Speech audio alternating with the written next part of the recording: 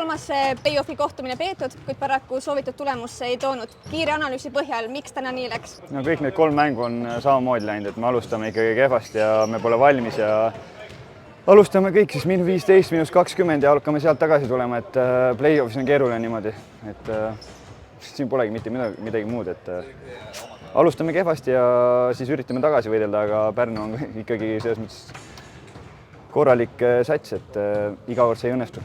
Millest see kehvasti alustamine üldse tuleneb? Kas ongi play-offine omane närvilisus või tegelikult Pärnu on nii hästi teid läbi hammustanud? Ma arvan, et seda mõlemat, et eks Pärnu teeb oma scoutingu ja siis võib-olla meie poolt ka ikkagi kuskil on mingi kriva sees, et mis tuleb nüüd 3 päeva kiirelt ära lahendada, et leida nii-öelda need punktid üles, et me suudaksime mängu normaalselt alustada. Kas üheks murekohaks võib olla ka Stevensi kesine punkti saanud? Tundub, et Pärnu on tema mängu ka päris hästi välja lülitanud ja skoorijate nimekiri jääb üsna lühikeseks. Ma ei ütleks, et see kõik ühe mehe taga on, et see on ikkagi üks meeskond ja me peame kõik selles osalema, et kui tema peal on rohkem keskendumist, siis järelikult keegi teine jääb vabaks, et see on meeskonnamäng. Järgmine kohtumine ongi nüüd juba teisipäeval, meeskonnal kindlasti selg vastu seina, mis tuleb nüüd ära teha, et seal ikkagi teistsugust enesekindlust näidata ja oma mänguplaan päriselt ka jooksma saada?